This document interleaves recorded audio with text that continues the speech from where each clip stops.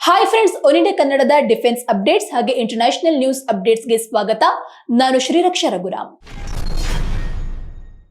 ಪಾಕ್ ಆಕ್ರಮಿತ ಕಾಶ್ಮೀರ ಪಿಒಕೆ ಭಾರತದ ಒಂದು ಭಾಗ, ಅದರಲ್ಲಿ ಹಿಂದೂ ಮುಸ್ಲಿಂ ಎಂಬ ಪ್ರಶ್ನೆಯೇ ಉದ್ಭವಿಸುವುದಿಲ್ಲ ಅಂತ ಕೇಂದ್ರ ಗೃಹ ಸಚಿವ ಅಮಿತ್ ಶಾ ಹೇಳಿದ್ದಾರೆ. ಕಾರ್ಯಕ್ರಮವೊಂದರಲ್ಲಿ ಭಾಗವಹಿಸಿದ ವೇಳೆ ಈ ಸಂಬಂಧ ಮಾತನಾಡಿದ ಕೇಂದ್ರ ಗೃಹ ಸಚಿವ ಅಮಿತ್ ಶಾ, ಪಿಒಕೆ ಭಾರತದ ಒಂದು ಭಾಗ, ಅದರಲ್ಲಿ ಹಿಂದೂ ಮುಸ್ಲಿಂ ಎಂಬ ಪ್ರಶ್ನೆಯೇ ಬರೋದೇ ಇಲ್ಲ. ಅಲ್ಲಿನ ಮುಸಲ್ಮಾನರು ನಮ್ಮವರೇ, ಅಲ್ಲಿನ ಹಿಂದೂಗಳು ಕೂಡ ನಮ್ಮವರೇ. ಇದನ್ನ ಸಂಸತ್ತಿನಲ್ಲೂ ಹೇಳಿದ್ದೇನೆ. ಒಬ್ಬಿಬ್ರು ಜನರಿಗಾಗಿ ದೊಡ್ಡ ನಿರ್ಧಾರಗಳನ್ನು ತೆಗೆದುಕೊಳ್ಳೋದಿಲ್ಲ ಅಂತ ಹೇಳಿದ್ರು. ರೋಹಿಂಗ್ಯಾಗಳ ಬಗ್ಗೆಯೂ ಮಾತನಾಡಿದ ಅಮಿತ್ ಶಾ, ನಿರಾಶ್ರಿತರ ವಿಚಾರವಾಗಿ ದಿಲ್ಲಿ ಸಿಎಂ ಅರವಿಂದ್ ಕೇಜ್ರಿವಾಲ್ ಅವರು ಜೇಬುಗಳ್ಳತನ, ಕಳ್ಳತನ ಪ್ರಕರಣಗಳು ಹೆಚ್ಚಾಗ್ತವೆ ಅಂತ ಹೇಳಿದ್ರು. ಕೇಜ್ರಿವಾಲ್ ಅವರು ಏನ್ ಹೇಳದೆ ಮಾತನಾಡೋದ್ರಲ್ಲಿ ನಿಪುಣರು. ಅವರು ಕಾನೂನು ಅಲ್ಲ ಅಂತ ಹೇಳಿದ್ದಾರೆ. ಈ ಕಾನೂನು 31 ಡಿಸೆಂಬರ್ 2014 ಬಂದ ನಿರಾಶ್ರಿತರಿಗೆ, ಅಲ್ಲದೆ ನಿರಾಶ್ರಿತರನ್ನ ಜೇಬುಗಳ್ಳರು ಅಂತ ಕರೆಯೋದು ಸರಿಯಲ್ಲ ಅಂತ ಹೇಳಿದ್ರು. ಎಷ್ಟೋ ರೋಹಿಂಗ್ಯಾ ನುಸುಳುಕೋರರು ಬಂದಿದ್ದಾರೆ, ಅವರ ಬಗ್ಗೆ ಯಾಕೆ ಮೌನವಾಗಿದ್ದಾರೆ ಅಂತ ನಾನು ಕೇಜ್ರಿವಾಲ್ಗೆ ಕೇಳ್ತೇನೆ. ನುಸುಳುಕೋರರಿಗೂ ನಿರಾಶ್ರಿತರಿಗೂ ಬಹಳ ವ್ಯತ್ಯಾಸವಿದೆ ಅಂತ ಹೇಳಿದ್ದಾರೆ. ಅಫ್ಘಾನಿಸ್ತಾನದಲ್ಲಿ ಆಡಳಿತ ಬದಲಾದಾಗ ನೂರಾರು ಸಿಖ್ ಸಹೋದರರು ಇಲ್ಲಿಗೆ ಬಂದಿದ್ರು ಅಂತ ಹೇಳಿದ ಅಮಿತ್ ಶಾ, ಅವರ ನೋವನ್ನ ನಾನು ನೋಡಿದ್ದೇನೆ. ಯಾರು ತಮ್ಮ ಆಸ್ತಿ, ಮನೆ ಅಥವಾ ಗ್ರಾಮಗಳನ್ನ ಬಿಡಲು ಇಷ್ಟಪಡೋದಿಲ್ಲ. ಅವರು ಒತ್ತಾಯಿಸಿದಾಗ ಮಾತ್ರ ಬರ್ತಾರೆ. ನಾವು ಅವರ ಬಗ್ಗೆ ಯೋಚಿಸದಿದ್ರೆ ಮತ್ತು ಅವರ ಬಗ್ಗೆ ಸಹಾನುಭೂತಿ ಹೊಂದಿಲ್ಲದಿದ್ರೆ ರಾಜಕಾರಣದಲ್ಲಿ ಇದ್ದು ಅರ್ಥವೇ ಇಲ್ಲ. ಪ್ರಧಾನಿ ಮೋದಿಯವರು ನಮ್ಮ ದೇಶದ ಭರವಸೆಯನ್ನು ಈಡೇರಿಸಿದ್ದಾರೆ. ಇದರಲ್ಲಿ ಯಾವುದೇ ಬದಲಾವಣೆ ಇಲ್ಲ ಅಂತ ಹೇಳಿದ್ದಾರೆ.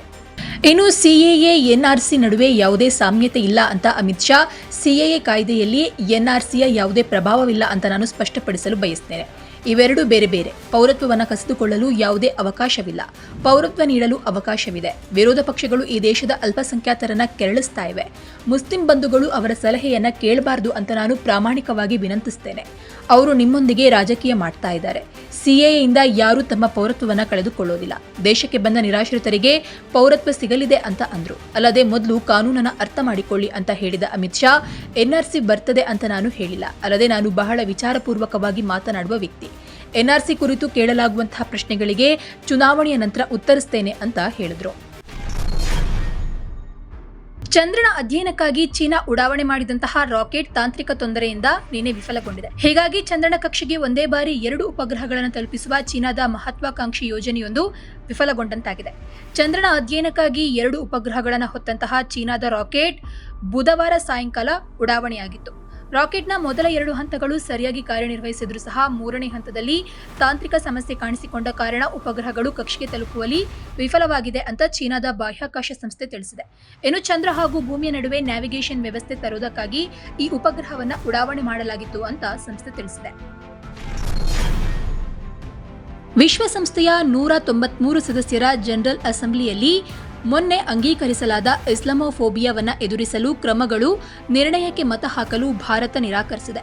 ಇಸ್ಲಾಂ ಮಾತ್ರವಲ್ಲ, ಹಿಂಸಾಚಾರ ಮತ್ತು ತಾರತಮ್ಯವನ್ನು ಎದುರಿಸ್ತಾ ಇರುವಂತಹ ಹಿಂದೂ, ಬೌದ್ಧ, ಸಿಖ್ ಮತ್ತು ಇತರ ಧರ್ಮಗಳ ವಿರುದ್ಧದ ಧರ್ಮದ್ವೇಷವನ್ನು ವಿರೋಧಿಸಬೇಕು ಅಂತ ಭಾರತ ಪ್ರತಿಪಾದಿಸಿದೆ. ಇಸ್ಲಾಮೋಫೋಬಿಯಾ ಕುರಿತು ಚೀನಾದ ಸಹ ಪ್ರಾಯೋಜಕತ್ವದಲ್ಲಿ ಪಾಕಿಸ್ತಾನವು ಪರಿಚಯಿಸಿದ ಕರಡು ನಿರ್ಣಯದ ಮೇಲೆ ಮತ ಹಾಕೋದ್ರಿಂದ ಭಾರತ ದೂರ ಉಳಿದಿದೆ. 115 ರಾಷ್ಟ್ರಗಳು ನಿರ್ಣಯದ ಪರವಾಗಿ ಮತವನ್ನು ಚಲಾಯಿಸಿವೆ. ಯಾವುದೂ ವಿರುದ್ಧ ಮತವನ್ನು ಹಾಕಿಲ್ಲ. Bharat, Brazil, France, Germany, Italy, Ukraine ಮತ್ತು ಬ್ರಿಟನ್ ತಟಸ್ಥವಾಗಿ ಉಳಿದಿವೆ.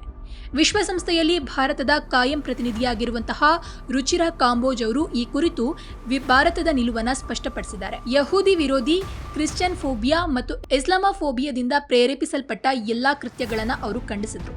ಆದರೆ ಇಂತಹ ಫೋಬಿಯಾಗಳು ಅಬ್ರಹಾಮಿಕ್ ಧರ್ಮಗಳನ್ನು ಮೀರಿ ವಿಸ್ತರಿಸುತ್ತವೆ ಎಂಬುದನ್ನು ಒಪ್ಪಿಕೊಳ್ಳೋದು ಬಹಳ ಮುಖ್ಯ ಅಂತ ಪ್ರತಿಪಾದಿಸಿದರು. ದಶಕಗಳ ಕಾಲ ಅಬ್ರಹಾಮಿಕ್ ಅಲ್ಲದ ಧರ್ಮಗಳ ಅನುಯಾಯಿಗಳು ಸಹ ಧಾರ್ಮಿಕ ಭಯದ ಕೃತ್ಯಗಳಿಂದ ಪೀಡಿತರಾಗಿದ್ದಾರೆ ಎಂಬುದಕ್ಕೆ ಸ್ಪಷ್ಟ ಪುರಾವೆಗಳಿವೆ. ವಿಶೇಷವಾಗಿ ಹಿಂದೂ ವಿರೋಧಿ, ಬೌದ್ಧ ವಿರೋಧಿ ಮತ್ತು ಸಿಖ್ ವಿರೋಧಿ ಭಾವನೆಗಳು ಕ್ರಿಯಾಶೀಲವಾಗಿವೆ. ಇದು ನಿರ್ದಿಷ್ಟ ಧರ್ಮಕ್ಕೆ ಸಂಬಂಧಿಸಿದ ಫೋಬಿಯಾ ಮೇಲೆ ಕೇಂದ್ರೀಕೃತವಾಗಿರುವ ಹಲವಾರು ನಿರ್ಣಯಗಳಿಗೆ ಕಾರಣವಾಗಬಹುದು. ಇದು ವಿಶ್ವಸಂಸ್ಥೆಯನ್ನ ಧಾರ್ಮಿಕ ಕ್ಯಾಂಪ್ಗಳಾಗಿ ವಿಭಜಿಸುವ ಸಾಧ್ಯತೆ ಇದೆ. ವಿಶ್ವವನ್ನ ಒಂದು ಜಾಗತಿಕ ಕುಟುಂಬವಾಗಿ ಸ್ವೀಕರಿಸುವ, ಶಾಂತಿ ಮತ್ತು ಸೌಹಾರ್ದತೆಯ ಬ್ಯಾನರ್ ಅಡಿಯಲ್ಲಿ ನಮ್ಮನ್ನು ಒಗ್ಗೂಡಿಸುವ ಬದಲು ನಮ್ಮನ್ನು ಛಿದ್ರಗೊಳಿಸುವ ಸಾಮರ್ಥ್ಯವನ್ನ ಇದು ಹೊಂದಿದೆ. ಇಂತಹ ಧಾರ್ಮಿಕ ಕಾಳಜಿಗಳ ಕುರಿತು ವಿಶ್ವಸಂಸ್ಥೆ ತನ್ನ ನಿಲುವನ್ನು ಕಾಪಾಡಿಕೊಳ್ಳೋದು ಬಹಳ ಮುಖ್ಯ ಅಂತ ಕಾಂಬೋಜ್ ಹೇಳಿದರು. ಇನ್ನು ಜಾಗತಿಕವಾಗಿ ನಡೀತಾ ಇರುವಂತಹ ಧಾರ್ಮಿಕ ತಾರತಮ್ಯದ ವಿಶಾಲ ವ್ಯಾಪ್ತಿಯನ್ನು ಪರಿಗಣಿಸಲು ಭಾರತ ಎಲ್ಲ ಸದಸ್ಯ ರಾಷ್ಟ್ರಗಳಿಗೆ ಕರೆ ನೀಡಿದೆ. ಇಸ್ಲಾಮೋಫೋಬಿಯಾದ ವಿಷಯವು ನಿಸ್ಸಂದೇಹವಾಗಿ ಮಹತ್ವದ್ದು. ಆದರೆ ಇತರ ಧರ್ಮಗಳು ಸಹ ತಾರತಮ್ಯ ಮತ್ತು ಹಿಂಸೆಯನ್ನು ಎದುರಿಸ್ತಾ ಇವೆ ಎಂಬುದನ್ನು ನಾವು ಒಪ್ಪಿಕೊಳ್ಬೇಕು.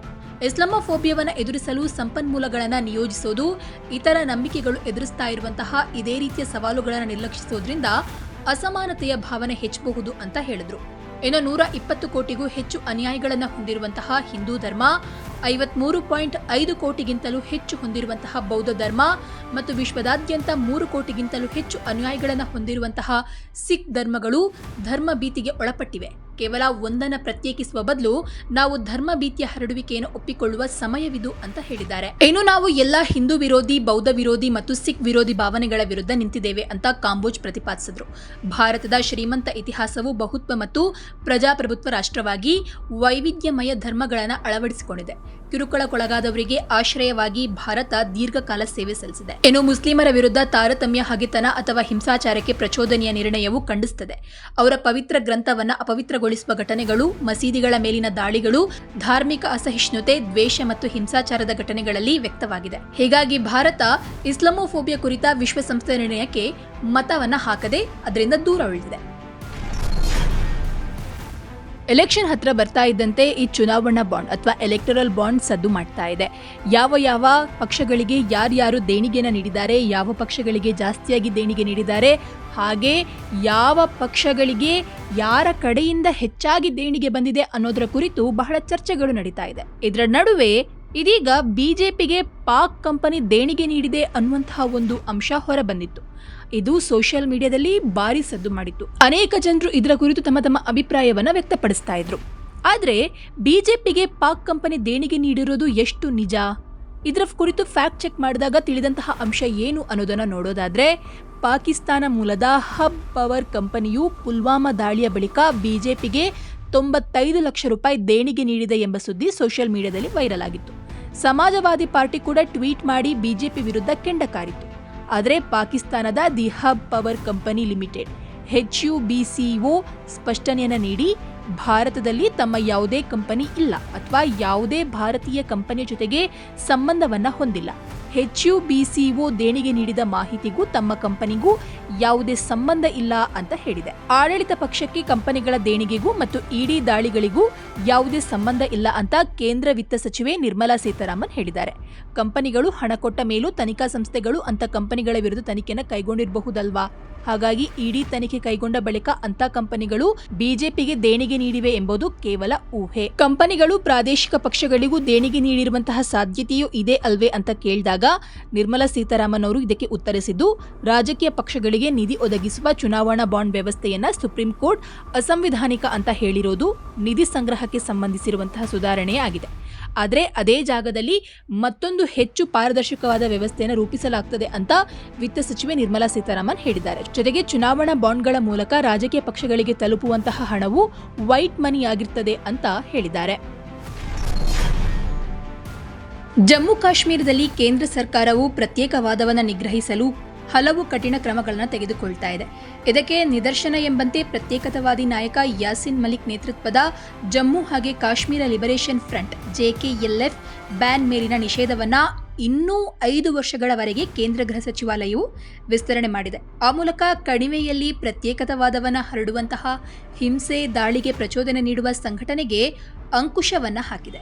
ಕಾನೂನು ಬಾಹಿರ ಚಟುವಟಿಕೆಗಳ ತಡೆ ಕಾಯ್ದೆ UAPA ಅಡಿಯಲ್ಲಿ JKLF ಮೇಲಿನ ನಿಷೇಧವನ್ನ ಕೇಂದ್ರ ಸರ್ಕಾರ 5 ವರ್ಷ ವಿಸ್ತರಣೆಯನ್ನ ಮಾಡಿದೆ. 2019ರಲ್ಲಿ ಕೇಂದ್ರ ಸರ್ಕಾರವು JKLF ಅನ್ನು ನಿಷೇಧಿಸಿತು. ನಿಷೇಧದ ಕುರಿತು ಕೇಂದ್ರ ಗೃಹ ಸಚಿವ ಅಮಿತ್ ಶಾ ಮಾಹಿತಿಯನ್ನು ನೀಡಿದ್ದಾರೆ. ಭಯೋತ್ಪಾದನೆ ವಿರುದ್ಧ ನರೇಂದ್ರ ಮೋದಿ ಸರ್ಕಾರವು ಶೂನ್ಯ ಸಹಿಷ್ಣುತೆಯನ್ನು ಹೊಂದಿದೆ, ಅಂದ್ರೆ ಝೀರೋ ಟಾಲರೆನ್ಸ್ ಅನ್ನು ಹೊಂದಿದೆ. ಇದರ ಭಾಗವಾಗಿಯೇ Jammu Kashmir people's league JKPL, Mukhtar Ahmad Waza JKPL, Basheer Ahmed ತೋಟಾ JKPL, ಗುಲಾಂ ಮೊಹಮ್ಮದ್ ಖಾನ್ JKPL, ಅಜೀಜ್ ಶೇಖ್ ಸಂಘಟನೆಗಳನ್ನು ನಿಷೇಧಿಸಿದೆ ಹೀಗಂತ ಪೋಸ್ಟ್ ಮಾಡಿದ್ದಾರೆ. ಇದರ ಜೊತೆಗೆ JKLF ಮೇಲಿನ ನಿಷೇಧವನ್ನ ವಿಸ್ತರಿಸಲಾಗಿದೆ ಅಂತ ತಿಳಿಸಿದ್ದಾರೆ. ಯಾಸಿನ್ ಮಲಿಕ್ ಜಮ್ಮು ಕಾಶ್ಮೀರದ ಪ್ರಮುಖ ಪ್ರತ್ಯೇಕತಾವಾದಿಯಾಗಿದ್ದು, ಈತನಿಗೆ ದೆಹಲಿಯ ತಿಹಾರ್ ಜೈಲಿನಲ್ಲಿದ್ದಾನೆ. ಉಗ್ರರಿಗೆ ಹಣಕಾಸು ನೆರವು ನೀಡಿದ ಪ್ರಕರಣದಲ್ಲಿ ಈತನಿಗೆ ಜೀವಾವಧಿ ಶಿಕ್ಷೆ ವಿಧಿಸಲಾಗಿದೆ. ಈತನು ಜಮ್ಮು ಮತ್ತು ಕಾಶ್ಮೀರದಲ್ಲಿ ಉಗ್ರರ ದಾಳಿಗೆ ಪ್ರಚೋದನೆ, ಕಲ್ಲು ತೂರಾಟಗಾರರಿಗೆ ಹಣಕಾಸು ನೆರವು ನೀಡ್ತಾ ಇದ್ದ. ಪಾಕಿಸ್ತಾನದ ಉಗ್ರ ಸಂಘಟನೆಗಳ ಜೊತೆಗೆ ಈತ ಸಂಪರ್ಕವನ್ನ ಹೊಂದಿದ್ದ ಎಂಬ ಆರೋಪವೂ ಇದೆ. ಕೇಂದ್ರ ಸರ್ಕಾರವು ಕಳೆದ 5 ವರ್ಷದಲ್ಲಿ ಜಮ್ಮು ಕಾಶ್ಮೀರದಲ್ಲಿ ಹಲವು ಸಂಘಟನೆಗಳನ್ನು UAPA ಅಡಿಯಲ್ಲಿ ನಿಷೇಧಿಸಿದೆ. ಕೆಲ ದಿನಗಳ ಹಿಂದಷ್ಟೇ ಕೇಂದ್ರ ಸರ್ಕಾರವು ನಯೀಂ ಅಹ್ಮದ್ ಖಾನ್ ನೇತೃತ್ವದ ಜಮ್ಮು ಕಾಶ್ಮೀರ ನ್ಯಾಷನಲ್ ಫ್ರಂಟ್ ಅನ್ನು 5 ವರ್ಷ ನಿಷೇಧಿಸಿತು. ದೇಶದ ಸಮಗ್ರತೆ, ಸಾರ್ವಭೌಮತ್ವ ಮತ್ತು ಭದ್ರತೆಗೆ ಪೂರ್ವಗ್ರಹ ಪೀಡಿತವಾದ ಕಾನೂನು ಬಾಹಿರ ಚಟುವಟಿಕೆಗಳಲ್ಲಿ ಫ್ರಂಟ್ ತೊಡಗಿದೆ ಅಂತ ಕೇಂದ್ರ ಗೃಹ ಸಚಿವಾಲಯವು ಕಾನೂನು ಬಾಹಿರ ಚಟುವಟಿಕೆಗಳ ತಡೆ ಕಾಯ್ದೆ UAPA ಅಡಿಯಲ್ಲಿ ನಿಷೇಧಿಸಿತು. ಇದರ ಬೆನ್ನಲ್ಲೇ ಈಗ ಮತ್ತೊಂದು ಪ್ರತ್ಯೇಕತಾವಾದ ಸಂಘಟನೆಯ ನಿಷೇಧವನ್ನ ಕೇಂದ್ರ ಸರ್ಕಾರ 5 ವರ್ಷ ವಿಸ್ತರಿಸಿದೆ. ಸೊ ಫ್ರೆಂಡ್ಸ್, ಇದಾಗಿತ್ತು ಇವತ್ತಿನ ಡಿಫೆನ್ಸ್ ಅಪ್ಡೇಟ್ಸ್ ಹಾಗೆ ಇಂಟರ್ನ್ಯಾಷನಲ್ ನ್ಯೂಸ್ ಅಪ್ಡೇಟ್ಸ್. ಈ ಬಗ್ಗೆ ನಿಮ್ಗೆ ಏನಿಸ್ತು ಅನ್ನೋದನ್ನ ಕಮೆಂಟ್ ಮೂಲಕ ತಿಳಿಸಿ. ಹೀಗೆ ಮತ್ತೆ ಭೇಟಿ ಆಗ್ತಾ ಇರೋಣ. ಅಲ್ಲಿಯವರೆಗೂ ಧನ್ಯವಾದ.